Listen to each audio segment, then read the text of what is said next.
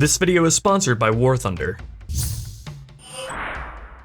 Heyo, welcome back to Halo 2 Rebalance. Halo has a long history with cut content. Developer Bungie back in the day was known for their boundless and reckless ambition, such as planning over 40 missions for Halo 1 as opposed to the final game's 10, and entire cargo loads of sandbox ideas for weapons, vehicles, and AI, which would never make it to release. It's become a running theme in Halo that practically half of the content in every successive title is made up of ideas which were cut from the previous game. And you're supposed to go and assassinate the Prophet, which, like most good ideas that we don't execute on the first time around, we save for the next game. And Halo 2 especially is perhaps the biggest victim of the cutting room floor. There were whole swaths of content from sandbox to scenario, but whether due to not being complete in time or excluded for concerns over performance, they narrowly missed the final cut. It shows just how much Bungie's overambition, but in particular the hard limitations of the original Xbox, held Halo 2 back from reaching its full potential. But that's why we're here, isn't it? To get our shovels out and dig into that lost, untapped ambition, and see what we can unearth in order to revitalize all this game's cut content. To start us off, I'm proud to announce the revival of the cut, universally adored sprint feature. Because if there's one thing Halo's always needed, it's a base mechanic which removes your ability to shoot, locks freedom of movement, looking, and okay. It's common knowledge by now that sprint was among the long list of things cut from Halo 2. Let's once again see what design lead Jameson Grease-Samir had to say about this. You couldn't shoot and sprint at the same time, for obvious reasons, and that meant it was balanced in favor of players trying to avoid combat over those trying to engage, which is not great for a game about engaging. So point taken, some content was cut for a reason, where their exclusion is well reasoned to have made for a better game when all's said and done. Even when the cut content in question doesn't make the game worse though, it could still conflict with the content present in the game as it released, as it's not at all uncommon for games to attempt several different iterations of one particular idea. All of this means that, for an approach like broad content restoration to benefit a mod like H2R, there needs to be a nuanced and creative approach to reintegrating all of this cut content, to find a balance between faithfully including something as or reminiscent of the way it was intended, and reconciling its role alongside the game's final content as released. So let's apply this approach to all the various missing puzzle pieces of Halo 2, and take a look at how we can leverage all of them to the game's benefit. Previously, we've explored H2R's first big task of restoring the cut health pack, along with the multiplayer power-ups not seen at all in campaign, and all of the branching implications on Halo 2's design framework that came about as a result. Now it's time to go into cut content in the way of the sandbox, weapons, vehicles, and more.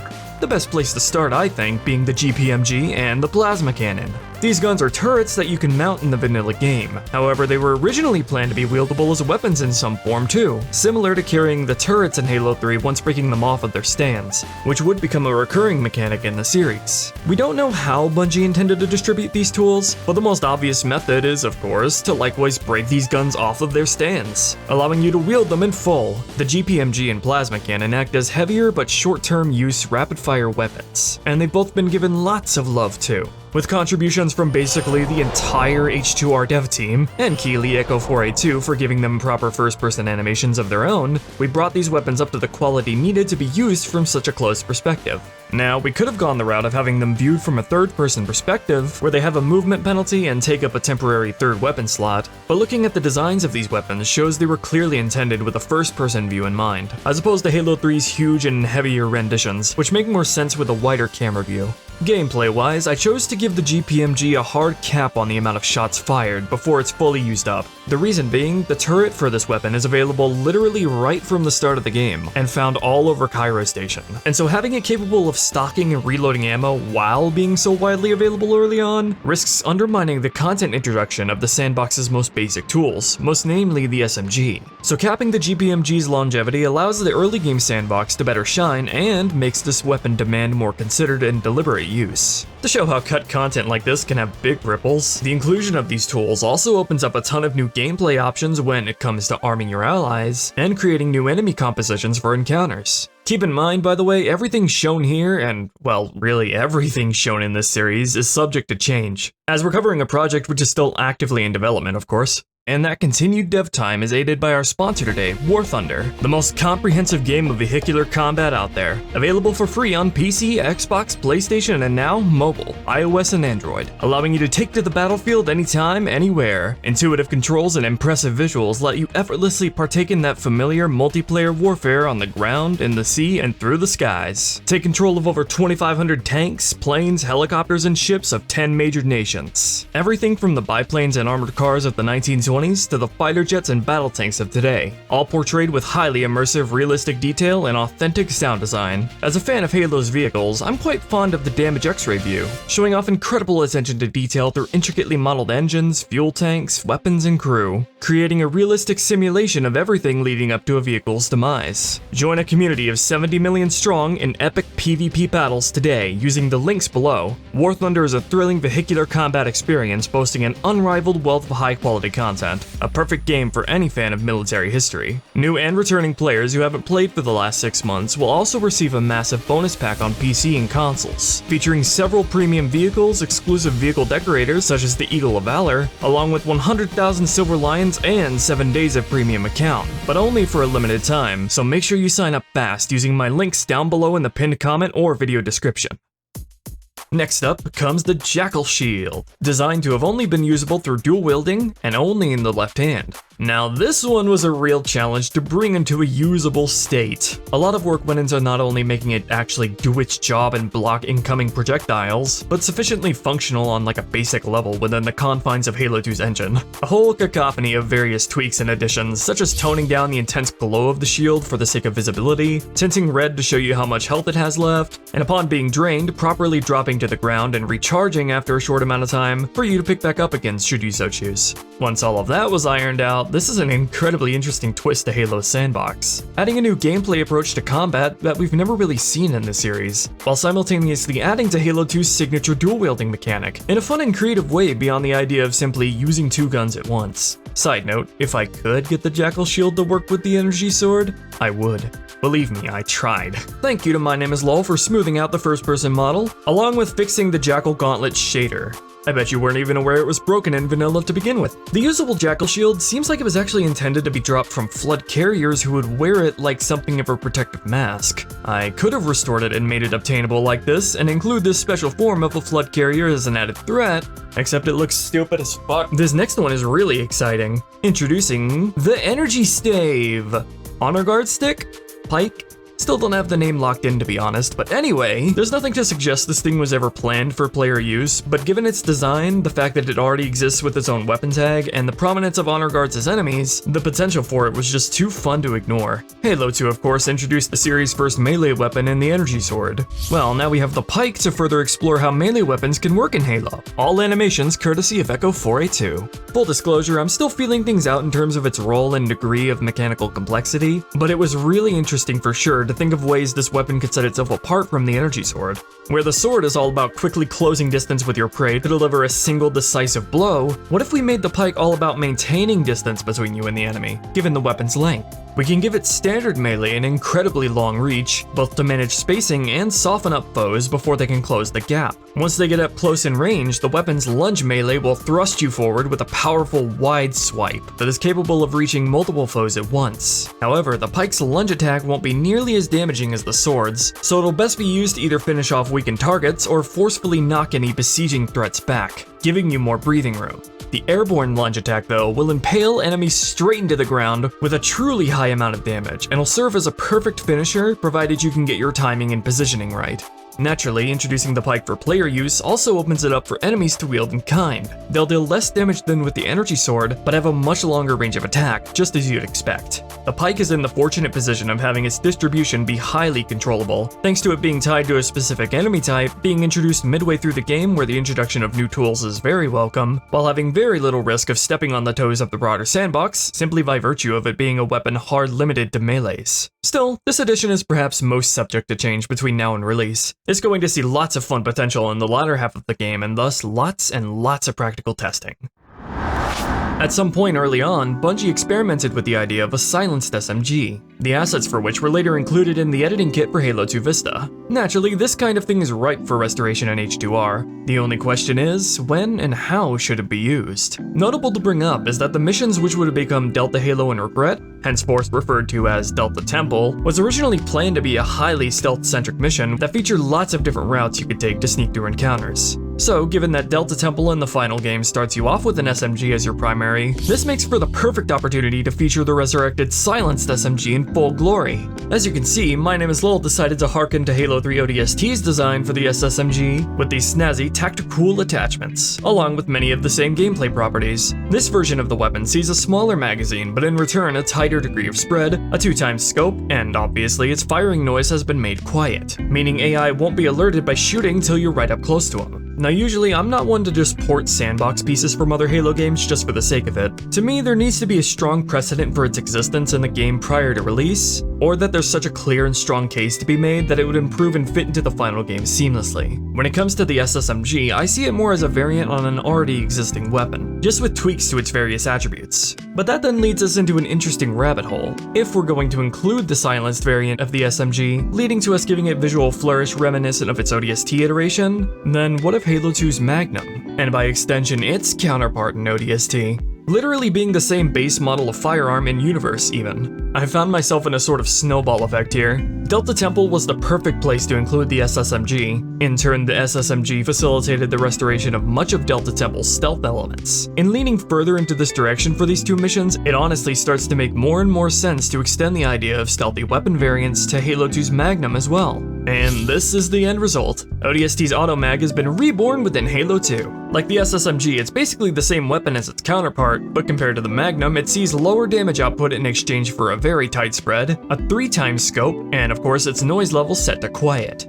Let me tell you too, if there's anyone out there like me who's fond of clean and sneaky pistol sniping in games, this thing scratches that itch real good. Naturally, both these weapons can still be dual-wielded, so these additions also serve to further expand upon the mechanic.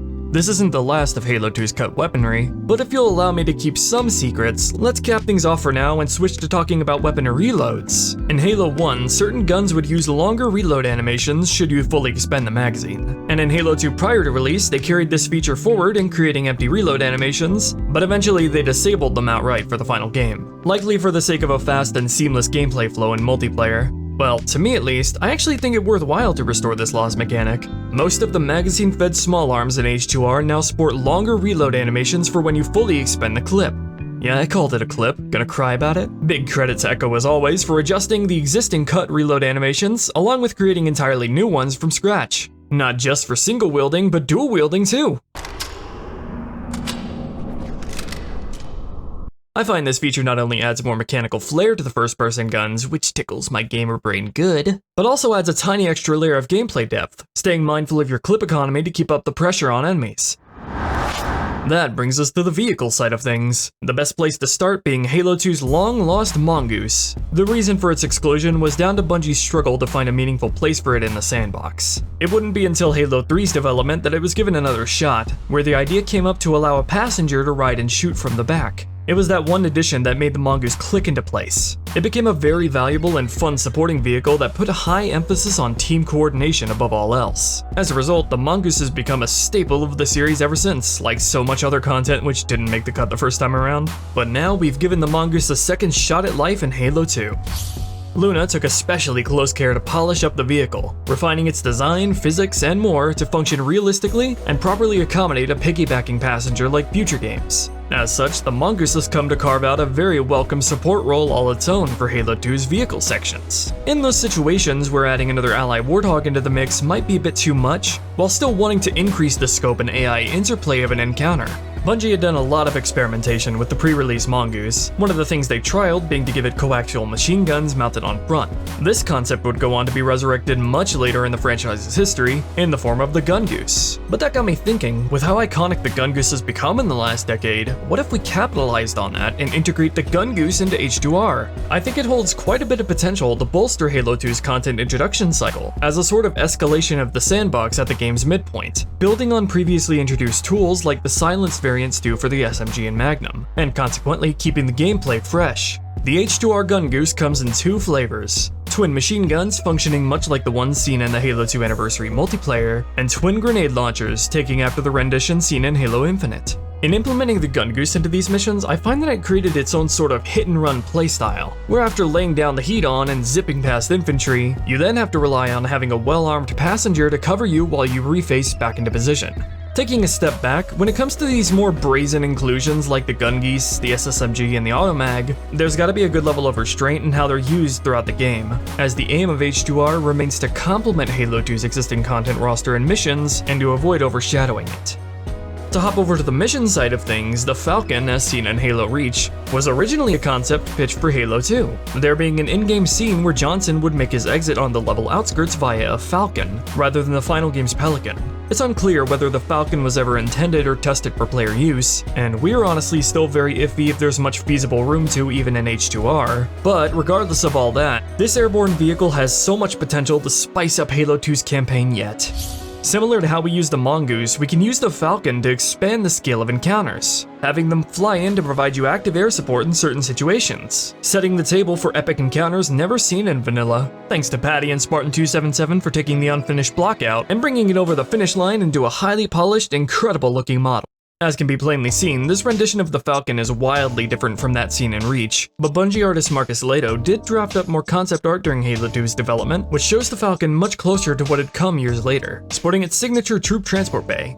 This now brings us into another crossroad. Thinking about it, the passenger-centric design doesn't suit a vehicle more or less reserved for supplementary AI use. And if you ask me, there's almost nowhere in Halo 2 you can easily justify giving the players a human fighter to pilot, as all the missions containing aerial combat are Covenant-centric, where you'd really have to stretch to justify the inclusion of human vehicles, let alone a Falcon. What, are thick-ass brutes going to take it and go on joyrides around the control room? Ultimately, the finalized Falcon design and role is simply incongruous with the context of Halo 2's missions as released. So in the end, the best option from my perspective is to go with the older design based on the model blockout, which will work best with the missions on their own terms before anything else. Starting with Halo 3, levels would see ambient flourish in the form of distant dogfights between human and Covenant forces, adding so much to the atmosphere of so many missions, helping to instill the feeling of being one part of a much larger battle happening around you. In adding the Falcon, that sparked the idea to give Halo 2 this same kind of fun set dressing. What if we took advantage of the game's flock system, the AI system that handles creatures like seagulls and quadwings? Through the combined efforts of Spartan277 and myself, we created flock versions of the Falcon and Banshee that'll allow us to build and simulate ambient sky battles basically wherever we want. And as is typical, this only snowballed into something bigger and bigger. This then gave us the idea of having flock versions of the Phantom and Pelican as well, allowing ambient dropships to populate the sky, flying high above the play space. This really neat way of utilizing flocks also led to a small idea of restoring the weird space blimps of Halo 2's gas giant missions, in which Paddy took the liberty of giving them a much less garish design, so now these bizarre alien creatures can be seen hovering above the station before the storm hits. I'd be remiss not to mention this next little cut detail. From Halo 3 onward, the Grunt's methane tanks became fully destructible. Well, taking a look at the Grunt model in Halo 2 shows a fully modeled broken off portion hiding underneath the backpack, suggesting that in one form or another you'd be able to destroy their tanks. So Luna jumped at this opportunity like she always does, allowing Grunt backpacks to be blown off, releasing gassy green methane. Also implementing that insane spin-out ragdolling scene in Halo Reach. You can't have a Halo game without a good dose of Grunt comedy after all. We've only scraped the tip of the spear when it comes to all the content omitted from Halo 2 that we've now restored. But we'll be saving cut elements such as AI and scenario related things for their own videos as part of a much broader showcase of all the insane things we've done with this game. Thanks again to War Thunder for today's sponsor. Remember to play for free on PC, Xbox, PlayStation, or mobile. New and returning players away for at least 6 months get a massive bonus pack on PC and consoles, filled with exclusive premium vehicles and lots of other goodies. But only for a limited time, so be sure to sign up using my links below in the pinned comment or video description. Help keep this mod pumping along by chipping in on my Patreon if you want. Check out some of the previous episodes in this design series if you haven't already. And I'll talk to y'all again when we finish our next target mission, Regret. Peace out with much love.